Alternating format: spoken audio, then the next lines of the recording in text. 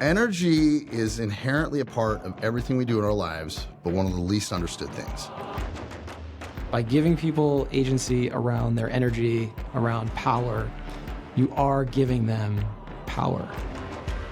This is a moment in time with technological advancement that allows for humans to take advantage of the free aspect of energy. I can see a future where there is limitless and free energy. And that's a pretty beautiful world to live in.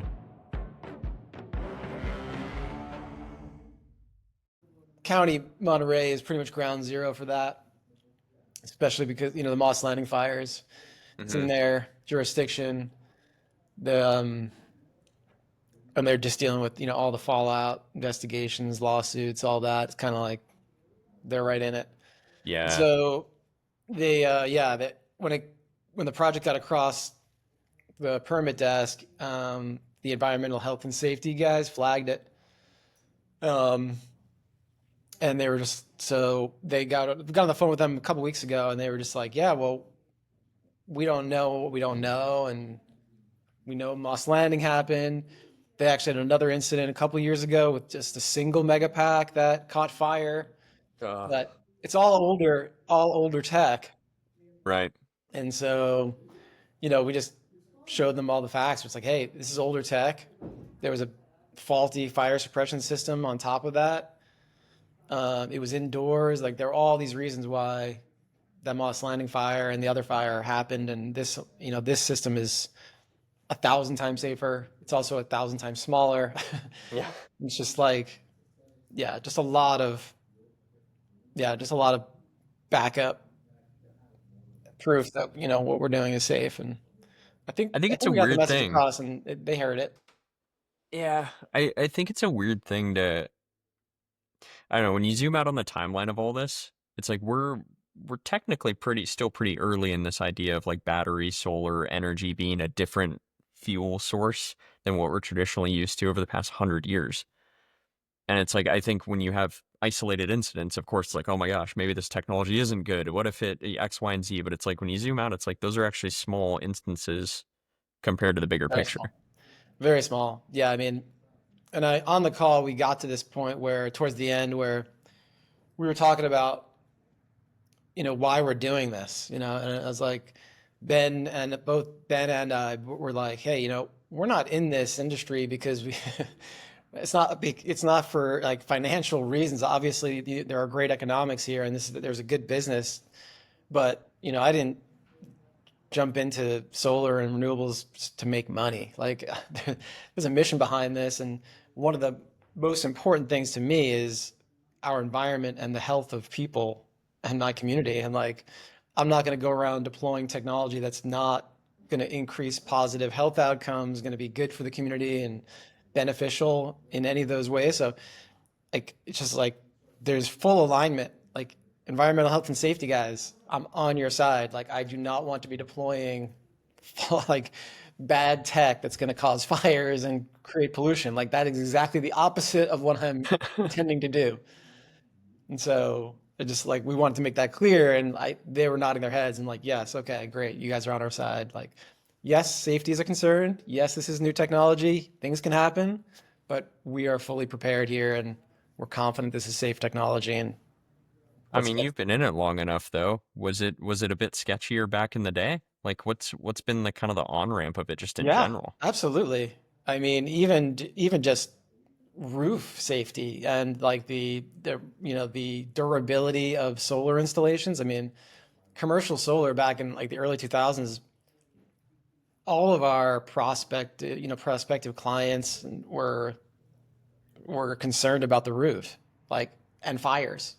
They'd saw like some fire, maybe some big installation somewhere, and there was like, oh, there was a roof fire, and like the fire department didn't know what to do, and they didn't know how to power it down, and they get up there and everyone's freaking out.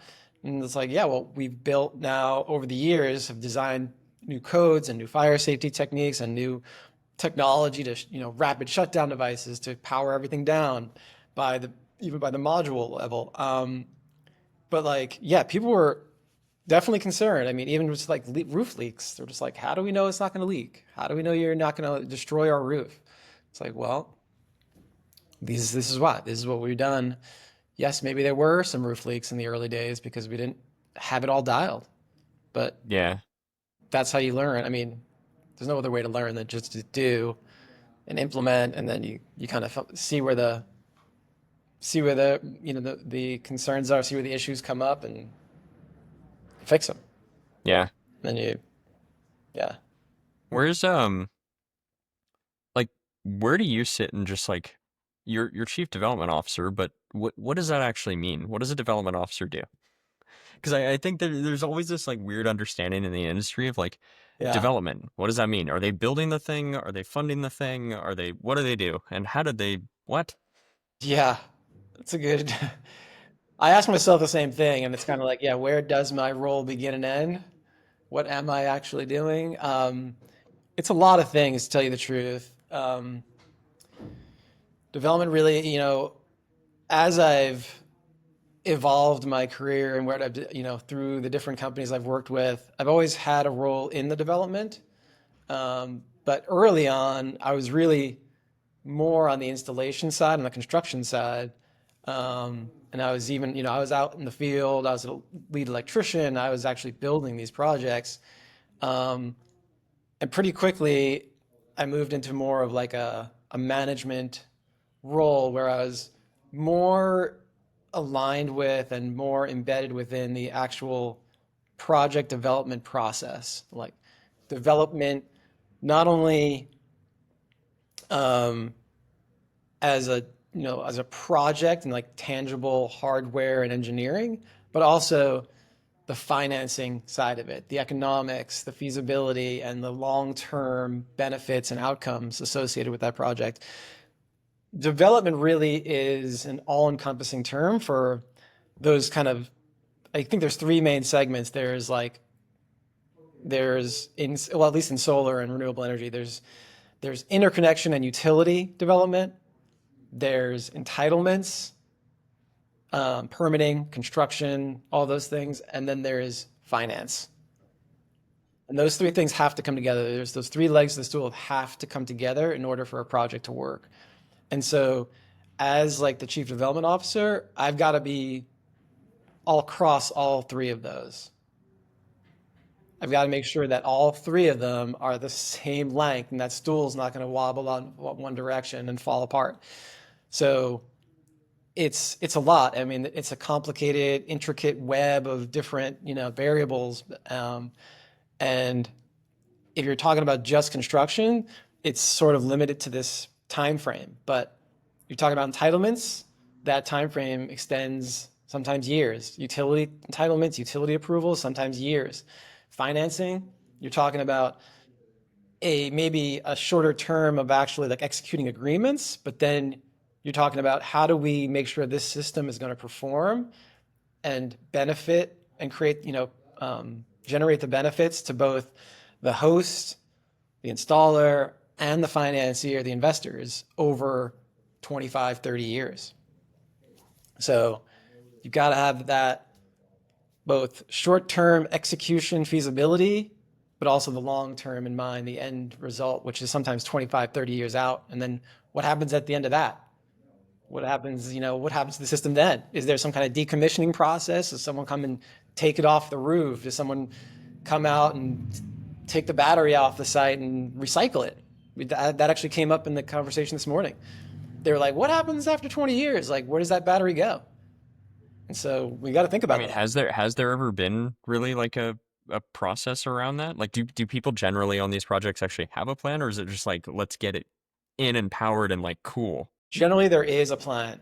Cool. Batteries are new enough that there isn't a real standardization around what that plan will be, but solar, absolutely. And most energy projects, infrastructure projects have a decommissioning plan. It's often required, especially of a certain scale. It's often required by the jurisdiction, if not the state or the federal, the federal government. But yes, having some kind of decommissioning plan and some kind of strategy for what to do at the end of the agreement, especially when it's being financed. Um, in the early days, that it often came up, and they were kind of like, "You just come back out and rip it off our roof and just leave it as it is, and how do we know you're going to do that? What's the deal? But yeah, there is a plan. Oftentimes, at the end of a 20-year agreement, which we're just starting to see that happen now.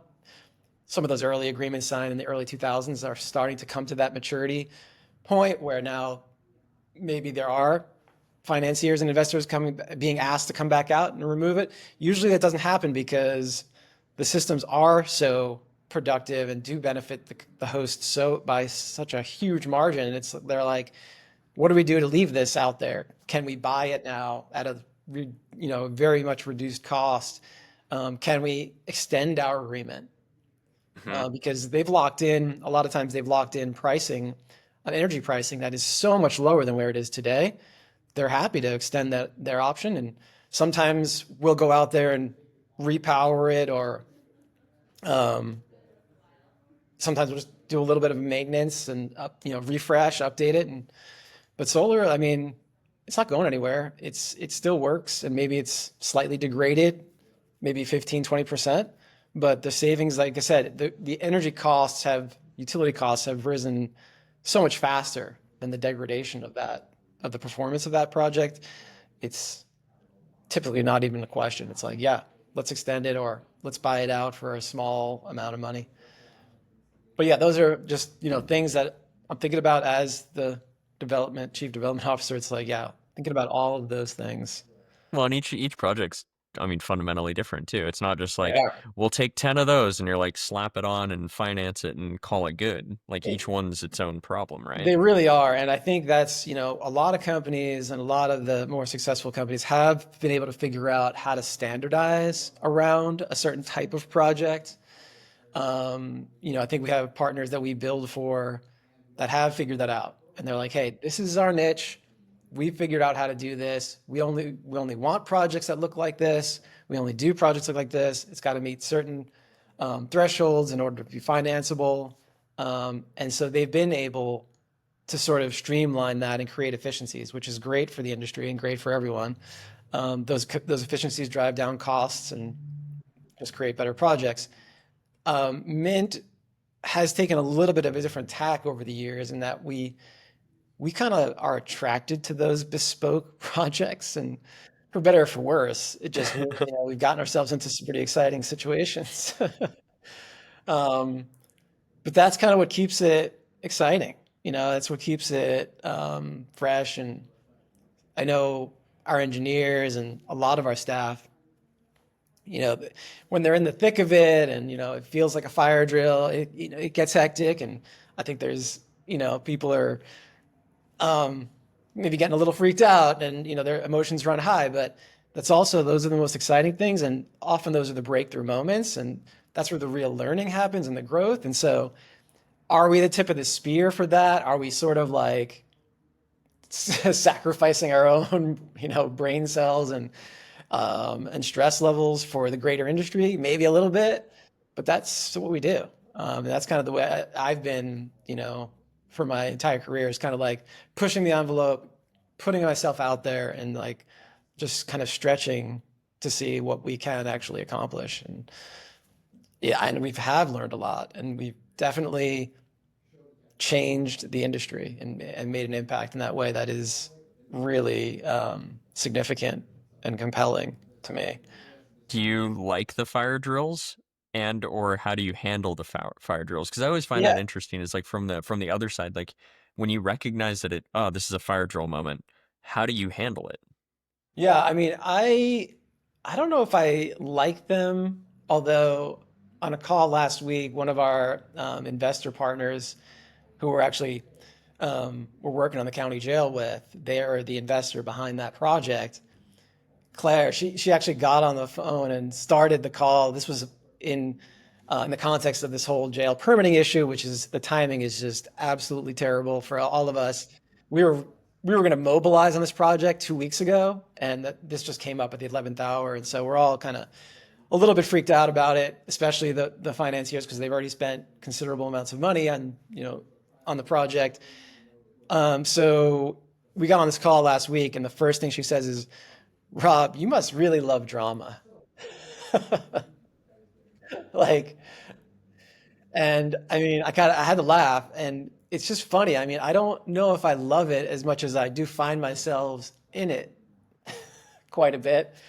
And I think that's somewhat of a function of what I just said. You know, I'm not afraid to jump into those kind of fiery, maybe ambiguous situations where there is no clear path, or there's multiple stakeholders that are in conflict, or there's content. Like, I'm not afraid of that because I think I am generally a pretty grounded person, and like one of my core like values is balance and um, and empathy, which I think resonates with the entire company. It's kind of like that. Let me hear what's going on here. Let me listen and take it all in. Another kind of key part of being a developer and the development officer is really listening and seeing all the moving parts and being able to take that step back and have that higher level 30,000 foot perspective meshed in with the on the ground stuff. And so fire drills are never like great, but they do in some cases kind of create that like excitement, that adrenaline. You know, I think like, is all stress bad? No, like sometimes stress is good. Like sometimes you want to be like pressing that and like causing that like friction because it creates a fire or creates a spark. And so I think, you know, sometimes it is a good thing. What do you do to step back and balance out things? Like to look at things? What's like, do you just stare out the window for a little while? Yeah. Because everybody has their different thing of like, hey, here's Yeah. what I need to kind of figure it out. Um, Because I, some people thrive most when they're like in it too. yeah, Like they're like, yeah, I just want to be in it 24/7 and I like really get focused there. but you know, I think there is some part of me that does thrive in that space, and just kind of like, yeah, but I do, um, I surf, I run. Those are like kind of the physical outlets, and I think that's really important. I mean, I run every day. I don't get to surf every No day. way. You run every day? I do. How many how far are you running? What are you doing? I about like 2, sometimes 3 miles. Sick. I'm just fortunate. I live in this incredible spot, just, you know, south of town, in outside of Soquel. So just up the hill enough to be just out of the fog, but close enough that I can get down to the beach in like 5 minutes. So it's this kind of idyllic spot, but right outside of my house. So I just kind of walk up the road about, you know, like less than a quarter mile. It goes up into like the edges of Nicene marks. Oh, And so I can just run up this hill, and there's like a mile and a half. So it's like 3 miles all the way to the end and back to this gate. And so it's just in the redwoods, up high enough you can see over the, you know, the creek valley, and it's just incredibly beautiful. I mean, just to have that every morning, and to be running and just smelling the redwoods and the forest and hearing the birds, just all of that every morning. It's just, I mean, that's part of it. It's just having there's that. something to the nature grounding of side of things, like So in into whatever the thoughts are. there really is. And to me, I mean, that's really why I started this in the first place, was to protect what I love, which is the natural world around me. I mean, whether it's showing my kids, just anyone, I mean, being out there and just exposing people to the beauty that surrounds us and that sustains us, um, and being able to protect it and ensure that it's around for generations to come, like that is my mission. Like that is so core to me. And so that reminder every day, and it's always, I mean, always around. It just takes looking out the window. Like you said, staring out the window, sometimes that is it. It's enough. And, you know, we have this incredible tree outside of our office window that blooms every year right around now. And it's right now, it's just unbelievable. This like crazy bright red flower. And like people come from all over the place and they stand in the middle of the street and take pictures of it. But like things like that, you know, you just kind of like remind you, like, not only how it's kind of this paradoxical thing where it's like not only how small you are, but how impactful you are at the same time. And so, um, yeah, I think that's pretty key to my whole like perspective on everything, is being able to just have that perspective go up and down and back and forth between 30,000 feet and down in there. And, you know, yeah. Nice. I don't think a lot of people have gone into this, which I think would be really interesting to talk about. But like from a sustainability standpoint, of course, you chose this so that way you could actually take your values and apply them. When it comes to solar, what does make it better? Because I always wonder about that of like, you have the side of, yes, you have energy generation. Yes, it comes from the sun, but you're also manufacturing tons of panels, whether they're recyclable or not is another thing, all the waste associated with it. How does that, like, where does that picture fit? Because obviously there's a cost to everything, but like, Yeah. pros got to outweigh the cons. Yeah. No, it's good. It's a good question. I think we're always asking ourselves that. And it's kind of like, how do you balance that, the cost benefit?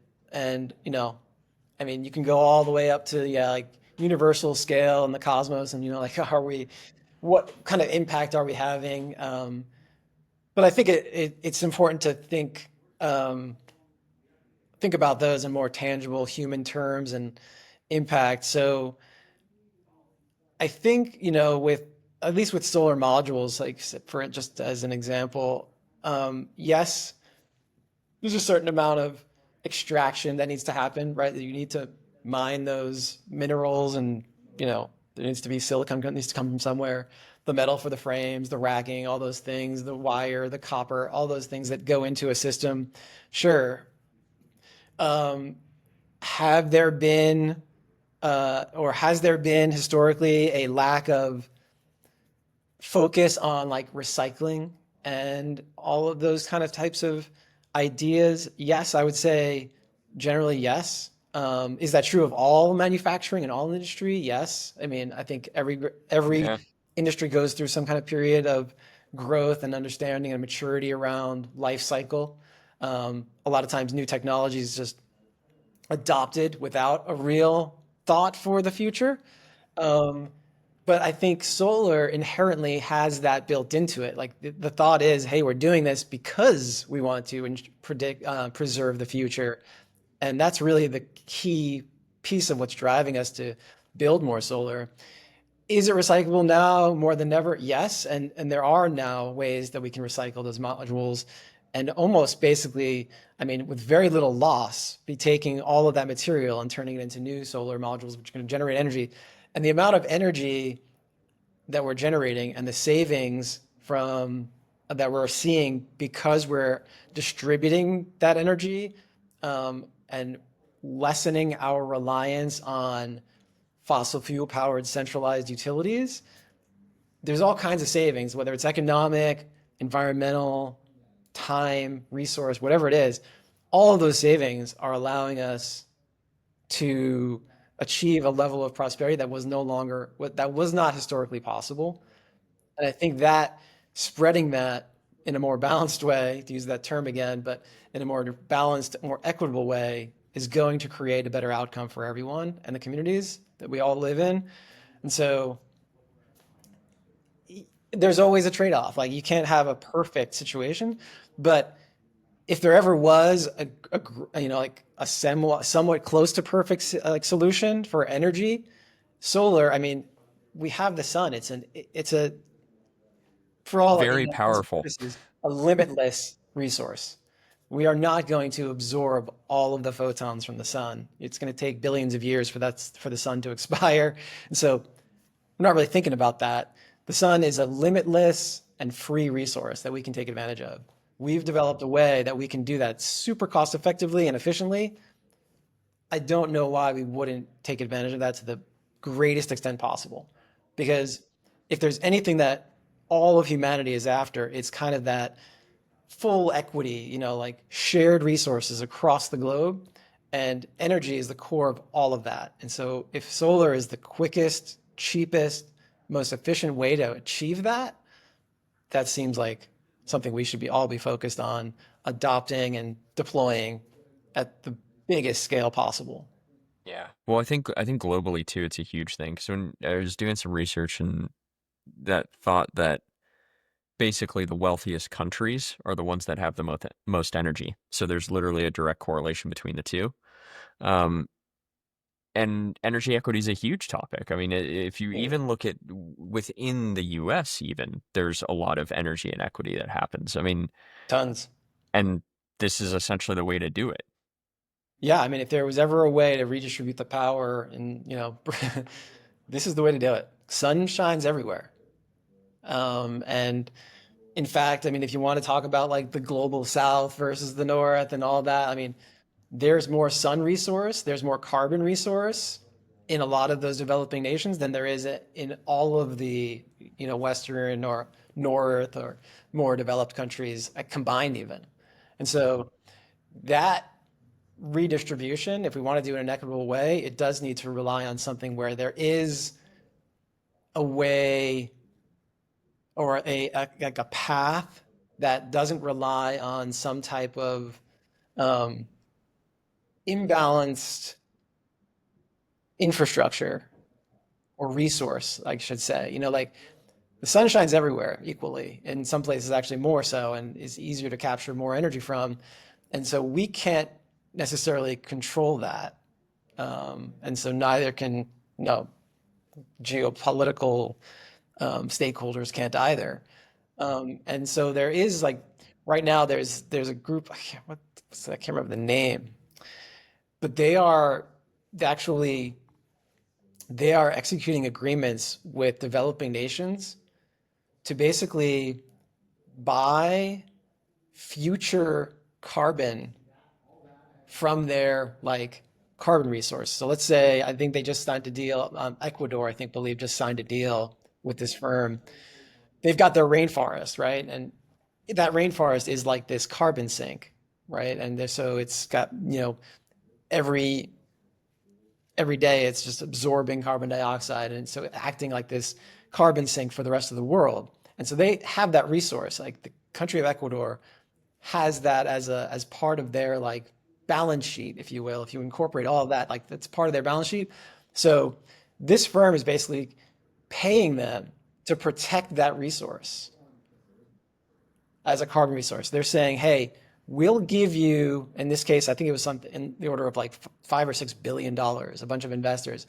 They're basically giving the government of Ecuador that $6 billion to protect that resource, saying, hey, we know this resource is worth this amount of dollars in terms of renewable energy credits or carbon credits, whatever you want to call it. And we're going to give you that money so that you can use some of that money to protect the forest, like literally protect the forest with boots on the ground, people that are, stewards of that resource. And then also to implement other things to protect your environment, create that equity within your communities and allow your communities and the people that are in Ecuador to take advantage of some of these things that they wouldn't otherwise have been able to without being able to monetize that $6 billion of resource. Hmm. I do have a challenging question though, just to play devil's advocate. Aren't carbon offsets just stupid?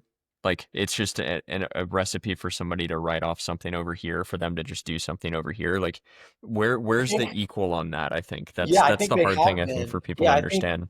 yeah, I think in the past, they have been looked at like that because I think the key is any system of trade or commodity like that requires a certain kind of like belief. Like, and everyone has to kind of buy into the thing, even currency, right? Like you gotta have that core belief that this is worth something.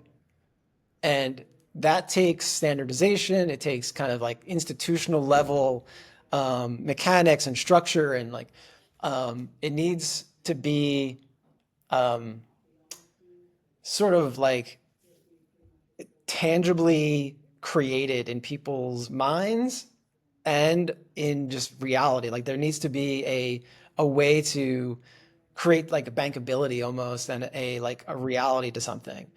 And so what this firm has done is create that mechanism that allows for a carbon credit to be linked specifically to like an acre of forest.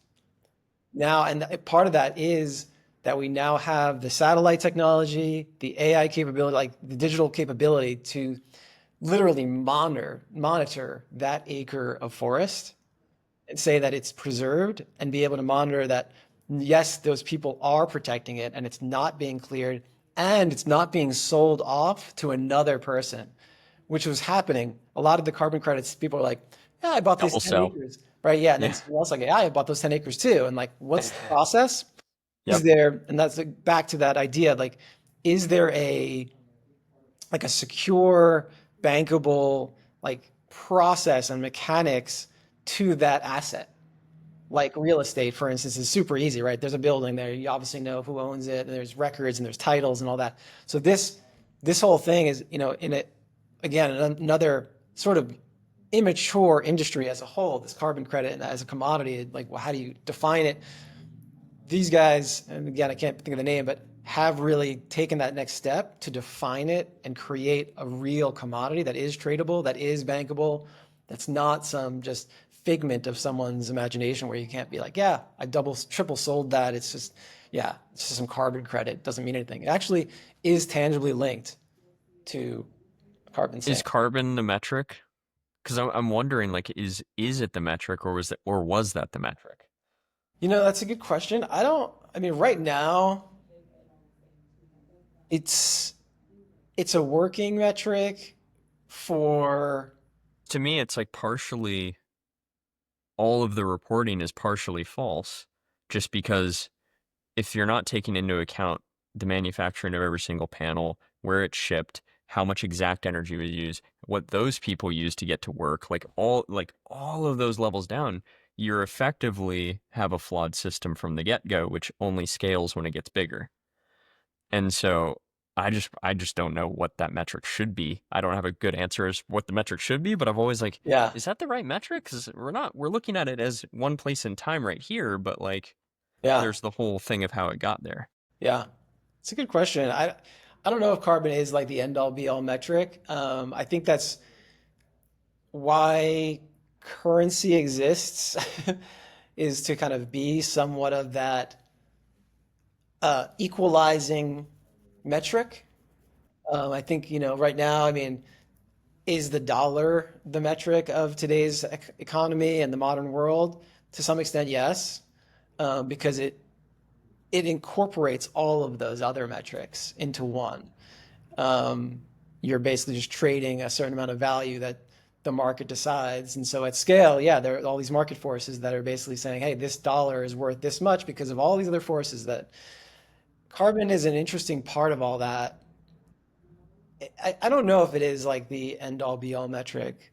Um, Energy to me is probably a better one. But again, hard to measure energy in all of its forms. I mean, we have obviously ways we can measure kilowatts and kilowatt hours and all that, but like energy, um, it's a lot less tangible. It's a lot harder to commodify or turn that into like a metric. Um, Although it is, Oil's commoditized though. oil is, yeah. Yeah.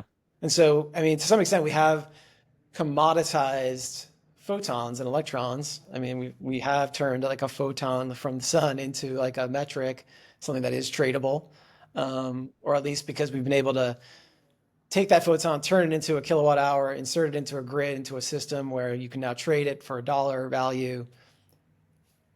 Yeah. Um, and then carbon plays into that because of the fact that solar for the most cases, for the most part across the globe, has been looked at as a renewable, sustainable technology as a counter to fossil fuels. And so the value of it is somewhat based in how much carbon it's offsetting. And so that's why there are these renewable energy credits, solar renewable energy credits in various governments around the world where they're incentivizing people to install it by giving them these carbon credits. And so they too are tapping into that carbon resource, but it's like a forward-looking thing. Whereas this other type of carbon credit that's based in like preserving forest is almost like I said, like it's like a balance sheet that was otherwise untappable, turned into money, which if we're going to say that money or currency is that kind of like equalizing metric that everyone can trade on, and if we're going to create equity across the globe, then those developing nations or those vulnerable, marginalized communities need to have a way to tap that same currency. And this is one way to do that. Yeah, I think about that a little bit from the standpoint of when you look at money flow, whether that be the creation of the energy, the asset, or post, it's like you have money going from the consumer and or the business owner to either the asset owner, or if they are the asset owner, great, to the utility company who then generates and delivers the power. When you remove that step, now suddenly the economic power is with the person who either owns the building or the consumer themselves. And like all that money that's going that way is now staying here. Like, yes, there's investment into the system itself, but it pays itself off. Mhm. Is that kind of the tipping point of how you're thinking about the economic side of like actually improving communities? Because it's one thing for energy, but if they spend every penny they have for energy, they have energy, but they can't do the other things to like Right. live life. Um, True. Yeah. I mean, energy is only one of the, it's a resource, right? It is a commodity. But the idea that the source is just for all, yeah, effectively limitless and infinite and available to anyone, you are enabling people to gain access to a resource other different than, let's say, oil or gasoline or something that was extracted that needed to be extracted and then bought or sold or in some way, like yes, you need to physically install a solar panel and you need to pay for that panel. But then once you do that, you now gain access to it's a generator from a source or from a limitless free resource.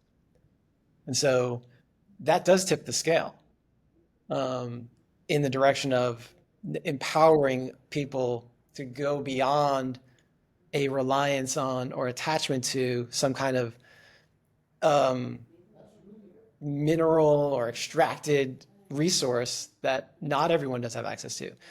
You can't own the sun.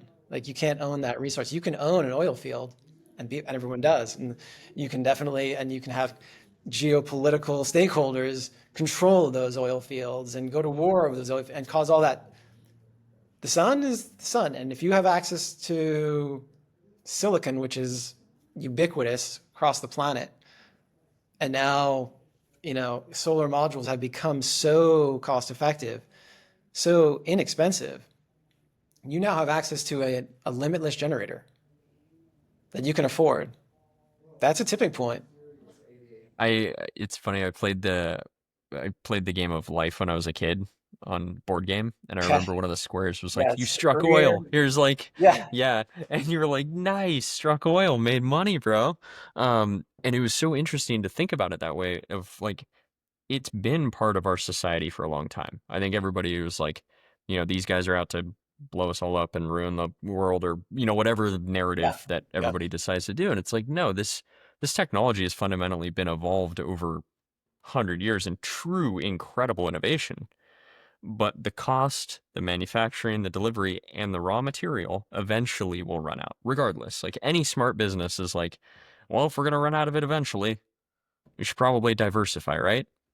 And I think that's what this moment we happen to be living in. I think right now everyone's thinking of it of a it's a this or that, but it's this and that now Yes. with seeing where more people actually enter the market. And I think that may be the disconnect. I think when a lot of people discuss about clean energy, they think it has to be one or the other, not a transition.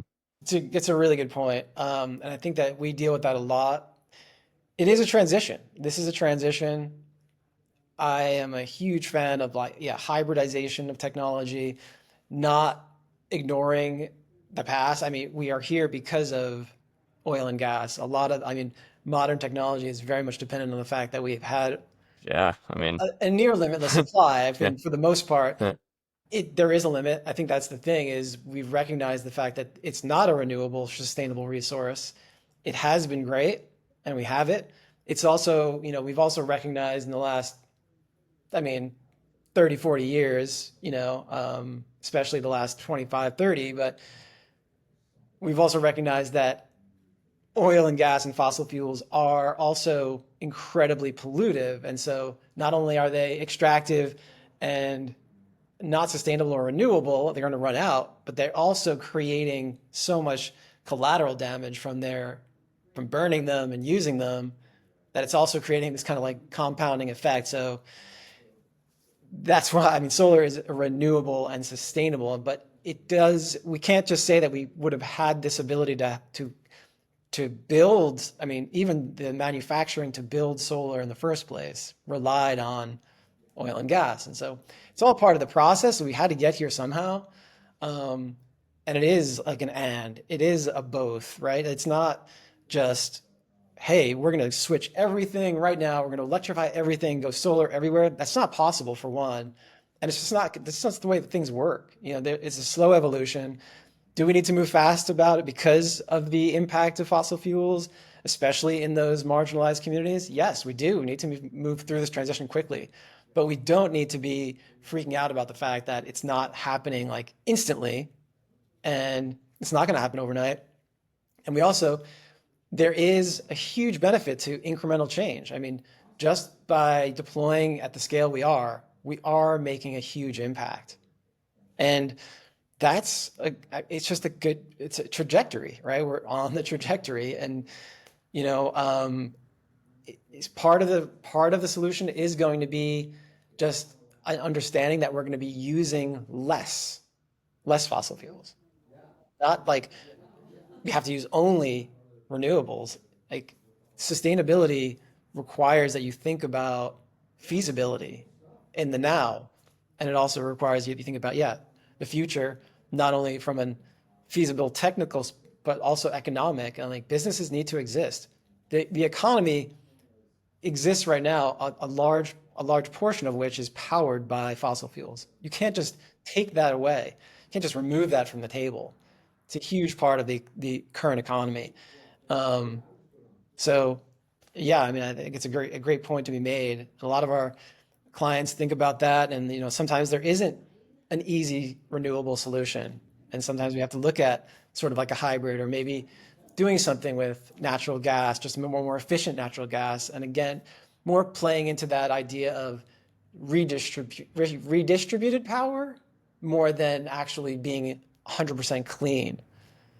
I think the distribution of it also is a key part, or at least for us, and what I think, and we're talking about equitable and sharing energy and sharing resources.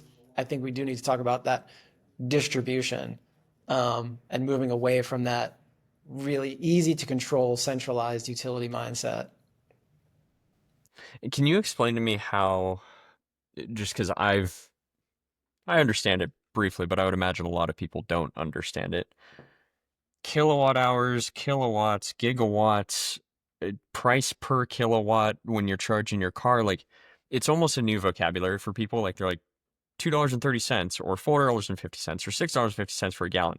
30 cents a kilowatt. My batteries want, and now like you're doing a meme. Yeah. What's the easiest way for people to remember all this stuff? That's a good one. I think there's some easy, I mean, in terms of like, or let me, what I really like about EVs, beyond the fact that they're awesome to drive and they're clean and there's no, emissions, and like, I mean, I just love the tech. Um, I love that they bring energy into people's lives in a way that they previously didn't think about. And so that question that you just asked, how do I'm used to going to the gas station and paying $4 for a gallon of gas, and I knew it gets me 30 miles, and so I can do that math. Now I've got an EV. I get buy kilowatt hours. I go to the charging hub, and it's 60 cents a kilowatt hour. At home, it's 10 cents. Sometimes it's 50 cents. If I charge my car in the middle of the day, it's expensive. But I have solar in my house, so is it free? Am I charging for free? How am I doing that? Like, I think those are good things to have people think about, because if we're going to empower people, they need to have agency around their own energy, and owning energy means understanding it. And so that's why I love about EVs, that it really brings energy into people's homes and into their lives in a way that before really wasn't possible or as necessary even. So like you always thought about people always think about driving their car to work or commuting or taking their kids around town, whatever it is kind of a necessity. You had to know that I need $50 a week to pay for gas because I need my car to go here and here. Now it's like I need my car, but my car runs on electrons. So like, how do I budget for that? What does that mean? Um, and so, I mean, just to go like super tactical on it, like think about energy versus gallon, like energy, kilowatt hours per mile, right? So typically, like a sedan, you're going to get somewhere between 3 to 5 miles per kilowatt hour. I got a Ford Lightning. I get on the low end of that. I get like just under 3 miles per kilowatt hour. And so that's on the low end. But like if you have, let's say, like Teslas, which are really efficient, they're getting close to 5 miles per kilowatt hour. Typically, at least in California, a kilowatt hour at home is averaging you probably 25, 30 cents. And so you can kind of do that math really quickly and see if say 30 cents a kilowatt hour, you're getting 5 miles per kilowatt hour. So, if you want 5 miles, if a normal gallon gets you 30 miles, you take that divided by 6, so you got 6 kilowatt hours. That costs $1.80. If it's every kilowatt hour is 30 cents, you have $1.80 to get you 30 miles. Gasoline's $4 to get you 30 miles. Kind of easy math there. It's like, okay, yeah, it's $2 cheaper to get 30 miles using electricity than it would be. Then you layer in solar. Now I have solar on my house. That kilowatt hour now costs me 5 cents. So now I just paid 30 cents for 30 miles. Whereas if I went to the gas station, it would cost me $4. That's a huge savings. Huge. Yeah. So that's some of the math. When you're going out and charging in a public, yes, that's expensive. Those are 60 cents kilowatt hour. But even at 60 cents, then you're starting to get to that parity. And so you're charging 60 cents for a premium convenience of being able to charge your car fast in the middle of nowhere or in the middle of public. At that point, it's right around where gas is. But you're getting the savings from owning an EV. The cost of ownership of EVs are way lower because there's almost no maintenance. You're not paying, there's no transmission, there's no oil, there's no oil changes. Easier on brakes. Yeah. Easier on the brakes. There's all these reasons why cost of ownership for EVs is so much lower. And, hey, by the way, zero emissions. If you're charging off of solar, I mean, real zero emissions if you're charging off of solar. But even in the grid in California, if you're charging, it's still very low emissions because the grid in California is actually pretty clean. People don't really give it as much credit as they should, but the total, like the breakdown of where your energy comes from in California, most of it actually comes from hydro. A lot of it does come from renewable, especially in the middle of the day. And so a good chunk of that energy that you're charging your car off of is low emissions, if not zero emissions. Why is it more expensive to charge during the day? Like the layman brain of mine says, well, the sun's out. Why is it more expensive? So it's more that it's not even so much during the day as it is late afternoon. Mm, The most expensive time to charge is going to be 2 or 3 p.m. to 8 or 9 p.m. And that's because that's when there's this kind of peak demand on the grid. That's when the grid needs to be coming up with all that extra energy and be ready for high heat events, whatever it is, when everyone's coming home and turning on their stuff at home. When businesses are winding down, there's still kind of that everyone everywhere is using energy, and it's just that what they call like that kind of like on peak on the grid. So it's more expensive for the utilities to generate energy at that time, and they're required to keep a certain amount of energy on standby for those peak events when they really need a ton of power. And having those giant pieces of infrastructure, like a gas turbine, for instance, just sitting there all year to only be used for a few peak events a year, that's expensive. And so utilities pass that cost on to us as ratepayers. And that's why you pay so much at those peak times. got it. Are utilities even, are they going to be around soon? Like, is it a all out assault on utilities, or is it a change of how utilities work? Because I to think it's me, a it was like, change. Yeah, I got it. think it's way more of a like a transition for them into becoming more of the, the lines, the wires and the lines and the hardware and the infrastructure itself, like the tangible stuff. I think there always will be a place. And like I said, like part of that transition and understanding that some of the old is going to be incorporated into the new, and that's really the path. I'm not saying we need to get rid of centralized utilities. There is a place for them. And having huge gigawatts of solar power out in the desert that the utilities own is a great thing. Um, it just so happened that in California, we've actually developed too much solar in the desert, at least for now, and we're over generating. There's more solar on the grid in the middle of the day than we need. And so there are times in California where we're actually operating on 100% renewable. The solar is taking over, the entire grid is powered by renewables in California in the middle of the day, in the summer especially. And that's pretty cool. But it's gotten to the point where there's too much, and so that's why we use energy storage to move solar generation around and to use it later in the day. But are utilities going to be right? Yes, absolutely. I think we do rely on all the wires, and we're not quite there where we can literally defect from the grid en masse at scale. We're not there yet. I think we can get there where, for the most part, I think communities even can be off-grid, islanded as they call it. Like I think we will start seeing more and more of that, but that's going to take some time. And I don't think, I mean, why get rid of, I think it's more about, yeah, like why just abandon good infrastructure? I mean, I think that's part of the problem is some of the infrastructure isn't good and it needs to be rehabilitated. But I do think we should spend time doing that. Like, I don't think we should just abandon it wholesale. Like, let's look into the ways that we incorporate it and use it and create more efficient distribution. I mean, again, if we're talking about distribution, we need wires and cables to do that distribution. I mean, until we have like wireless transmission of energy, which actually I think is a thing, then That might give them an assault on on their yeah, I mean, business. there are some reasons that it is an existential situation. I mean, utilities are definitely feeling it. When you have communities and cities, even like I know, like the city of Gonzales recently was talking about creating their own, micro utility essentially, and basically defecting from PG&E and just being like, hey, we got all our power here, we're good. It can happen. So there is an existential threat to the utility mindset, the paradigm of that old utility, and they're going to be forced to change too. They need to understand that this is a transition moment, and things have tipped away from them. They need to recognize that too.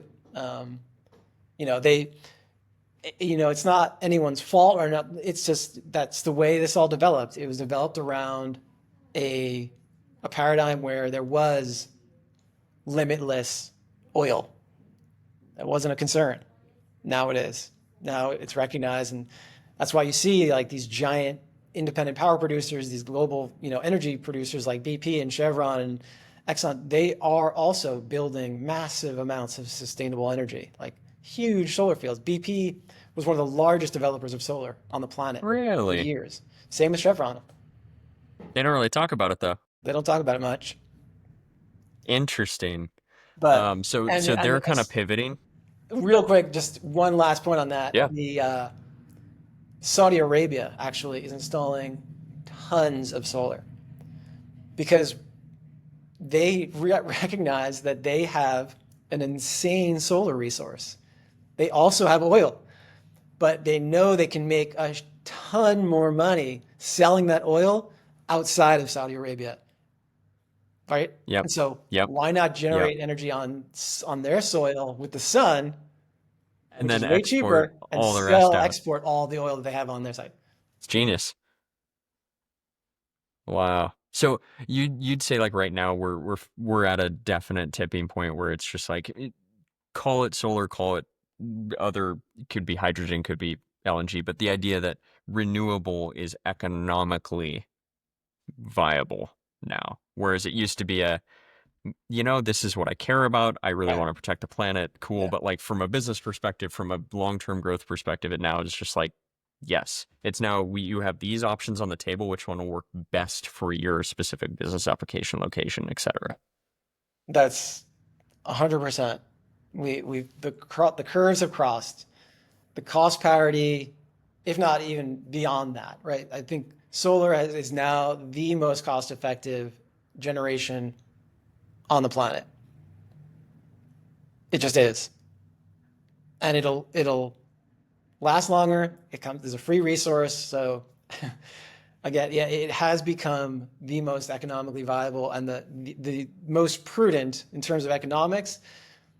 Adding solar generation is going to be the fastest, cheapest, most efficient way to create energy. What's the on ramp to it? Like, is it education from other people to know that, like, they have their roof maintenance person? Don't touch that. Like, is it that kind of environment, or is it let's warm up to this? Is it train? Like, what's the on ramp? To Because like, deploying. yeah, because well, I mean, because right now, for example, if someone goes, I pay my power bill, or you can spend this much and make this much down the road, that all sounds wonderful. I want to do that, but like there's these other electrical stuff like ooh, like it's almost easier just for me to pay for that. I'm just going to pay the bill. Screw it. Like I may not even be here in 5 years. Like that kind of conversation. What's the on-ramp to be like, yeah, let's totally do this. This makes sense. Is it just the finance, just the like No, it isn't, unfortunately. I mean, it can be if, but no, it typically is not. It's kind of going all the way back to where we started. It's like that three-legged stool, and sometimes there's more legs than that. But you know, um, you really do have to consider all of those pieces. It is a technical electrical installation. Like you do need to have expertise, which is why, MYNT, we have engineers, in-house engineering. We built our company around understanding those things so that you don't have to necessarily get super deep in the weeds. And we feel like, we have that, not only that subject matter expertise, but as a company, I think our team understands that there is a learning curve, it is still new technology to a lot of people, or just a change. And so we take it upon ourselves to establish a certain amount of trust with people. And I think that's a lot of it, is trusting that we are seeking your best interests. Um, and again, that's kind of what came up today on the call with the county of Monterey, was like, hey, we're not just doing this because it makes economic sense. We know that there is a lot to think about here. Safety is a big deal. And that's a lot of people's concerns, is, yeah, it's like electrical. And like I was saying before, like in the early days, it was like, you're going to destroy my roof. What are you going to do? How's this going to start a fire? All those things come into play. But that's what we do at Mint, is understand all those things, distill them down into something that's simple, understandable, relatable, and you can trust us that we are installing something that's not, that it is safe, that it is reliable, that it is going to benefit you in the ways that we say it will. And we've got case studies for years to prove that that's true.